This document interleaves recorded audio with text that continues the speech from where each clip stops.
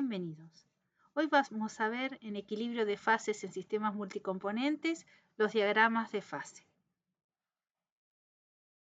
Si tenemos dos líquidos que son totalmente miscibles, como son el alcohol y el agua, tenemos una sola fase, o líquidos que son parcialmente miscibles, podríamos obtener una o dos fases. Como en el caso del L-butanol y el agua, tenemos dos fases y en cada una de ellas está parcialmente disperso el otro componente. Si graficamos la temperatura en función de la fracción molar de uno de los componentes, acá elegimos llamarle al solvente A y al soluto B. En este caso, que la fracción del molar del soluto es 0, tenemos A puro. En esta situación, a una dada temperatura y a una presión definida, tenemos las condiciones del punto F. Ahora, cuando, por supuesto, que se encuentra totalmente puro. Esa es la temperatura que se ha elegido arbitrariamente. Ahora, ¿qué pasa cuando estoy agregando un soluto a ese solvente? Y, por supuesto, voy a tener una solución diluida. Me voy a ir desplazando en el eje de las composiciones hacia la derecha de forma isotérmica. Entonces me voy a ir desplazando de esta manera, ya la solución pasa de ser diluida a solución concentrada, mientras que solución diluida vale todo lo aprendido con las propiedades crioscópicas. Entonces seguimos avanzando hasta que llega un momento que se situamos en este punto G a una determinada composición, llegamos al límite de solubilidad del soluto B. Ahora, ¿qué pasa si vamos por el otro lado? En este caso tenemos a B puro y le vamos a ir incorporando pequeñas cantidades del soluto A. Entonces el B es el solvente. De esta manera, primero tenemos una solución diluida y luego más concentrada, hasta que llegamos al límite de solubilidad del soluto el soluto A en el solvente B. Este punto lo llamamos C y también define una composición. Si elegimos otra temperatura, el criterio va a ser exactamente el mismo y puedo alcanzar una determinada temperatura que se llama temperatura crítica, donde por un lado o por el otro alcanzó un único punto o punto de pliegue. De esta manera queda determinada una campana. Dentro de la campana tenemos una zona bifásica y fuera de la campana una zona monofásica. Entonces cualquier composición, el par temperatura-composición que esté ubicado en la zona de una sola fase, vamos a tener una disolución totalmente miscible. Cualquier punto que esté en una composición y temperatura dentro de la zona bifásica, como este punto D, no va a existir en la realidad, sino se va a separar en dos fases y cada una de ellas tendrá la composición que me indica el diagrama. No todos los diagramas de composición, temperatura, fracción molar son de esta manera.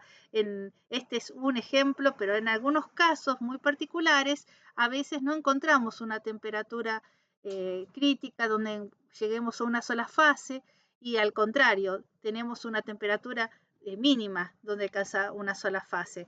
Generalmente se dan en líquidos que tienen interacciones tipo puentes de hidrógeno, pero no nos vamos a detallar para cada caso en particular. Esto puede complejizarse muchísimo. Por ahora, lo que necesito es que ustedes entiendan que esta composición no va a existir, sino que va a estar separada en dos diferentes fases. Bueno, imaginemos entonces que tenemos este diagrama también con L-butanol y agua y estamos a 30 grados Celsius. Entonces, una de las preguntas típicas dicen calcule el número de moles de cada sustancia presentes en cada fase, si el número de moles del solvente es 4 y el número de moles del soluto es 1. Y acá tenemos la fracción molar del N-butanol, que la llamamos B, que es el soluto, multiplicada por 100. Por eso tiene estos números tan grandes, ¿no? Entonces, en total, tengo 5 moles, porque tengo de solvente 4 y soluto 1. En total, 5 moles. Y por lo tanto, el número de moles del soluto B va a estar repartido en cada una de las fases. Cualquier composición que yo me ubico por acá, en este caso 1 sobre 5, el 20%, entonces estoy en cualquier de esta composición, no, o sea, se va a separar en dos fases. Yo lo que necesito es saber cuánto es la cantidad de moles que va a estar presente en cada fase. Entonces, tengamos en cuenta que el número de moles, que en total era 1, va a estar repartido una parte en R, en la fase alfa o R, y en la otra parte en la fase beta o S. Según este diagrama, este punto lo llamaron S y este punto lo llamaron R.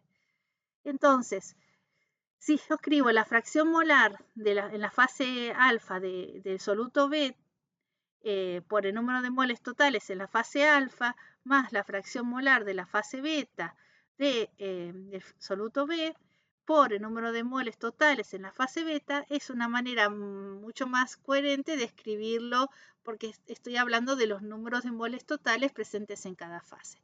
¿Cómo lo veo? ¿Cuál es la composición? Y bueno, el número de moles de soluto era 1.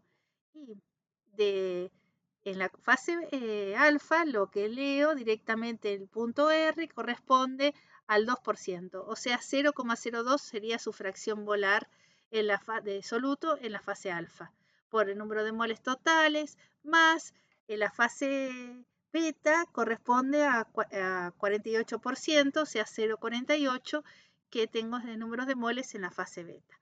Acá tenemos escrita una ecuación con dos incógnitas, que es el número de moles totales en cada una de las fases. Pero también habíamos planteado la primera ecuación que me decía que el número de moles totales de soluto van a estar repartidos en cada fase. O lo que podemos decir también, el número de moles totales van a estar repartidos en las dos fases. O sea que a partir de que esta ecuación la podemos combinar con una ecuación para dos ecuaciones con dos incógnitas para poder hallar el número de moles en cada fase. En este caso sabemos que el número de moles presente de la fase beta es igual al número de moles totales menos el número de moles presentes en la fase alfa, era 5 menos número de moles totales en alfa, lo que se hizo fue una sustitución, y esto es matemática, nada más que eso, y el número de moles totales en cada fase nos da 3 y 2. Luego, hallar la composición de cada uno de esas fases, el número de moles es bastante sencilla, porque ya conocíamos cuál era su fracción molar. Y hallar el número de moles del otro componente es sencillamente restarle al número de moles totales el componente B en la misma fase.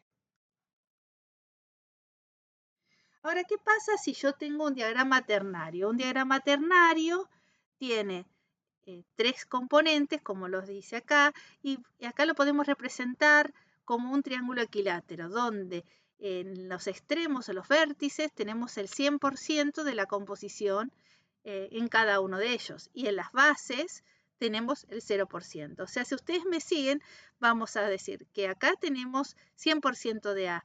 Si yo me desplazo hacia la base, tengo 0% de A. Si yo dividiese la altura del triángulo en partes iguales, como está dividido acá, está dividido en 1, 2, 3, 4 partes iguales, entonces yo tengo esta zona, representa el 25% de A, el 50% de A, el 75% de A. Ahora, si ustedes me siguen, puedo hacer lo mismo con B. Acá tengo el 100% de B, pero en la base corresponde el 0% de B. Entonces, a la altura del triángulo lo divido en partes iguales, en este caso dijimos que eran 4, este sería 25% de B, 50% de B y 75%. Y de la misma manera lo hacemos con C. Entonces, lo más importante es que cualquier punto que yo me sitúe, conozco exactamente la composición, porque con dos de los componentes define la siguiente. En este punto que marqué acá, si leemos, es claramente 25% de A, tengo que ir a la base de B, en este caso es 25% de B, y define que ese es el 50%, porque en este punto se ve clarito que es el 50%. Acá tenemos C y corresponde al 50%. O sea, ya con dos componentes defino el tercero. Por otro lado, tenemos que tener en cuenta que este diagrama está pensado para una presión y temperaturas determinadas.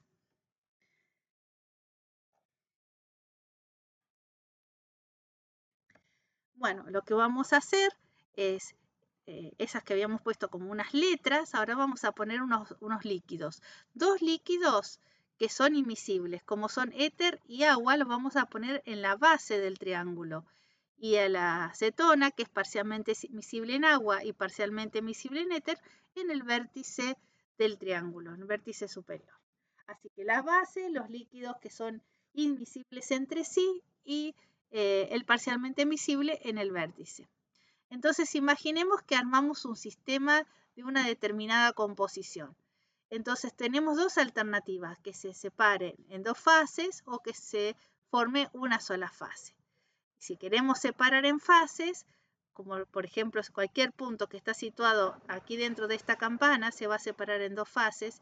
En este punto G se va a separar en la fase de composición F y en la fase de composición H. Esta fase es pobre en acetona y rica en agua, y esta fase H es rica en acetona y éter. Y cada una de las líneas que unifican las dos diferentes fases en su composición se llaman líneas de conjugación.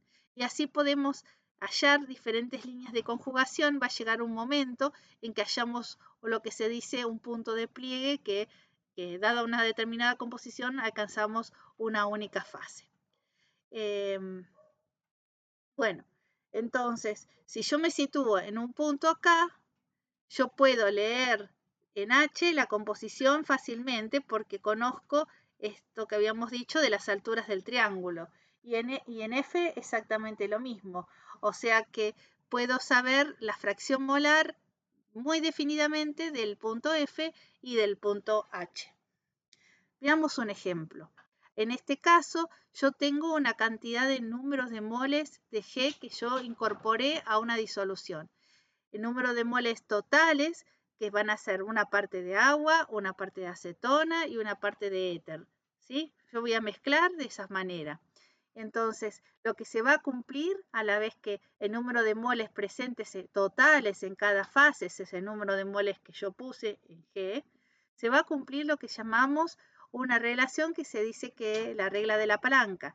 El número de moles totales presentes en F por el segmento FG, que es este segmento color celeste, es igual al número de moles totales presentes en la fase H por el segmento GH.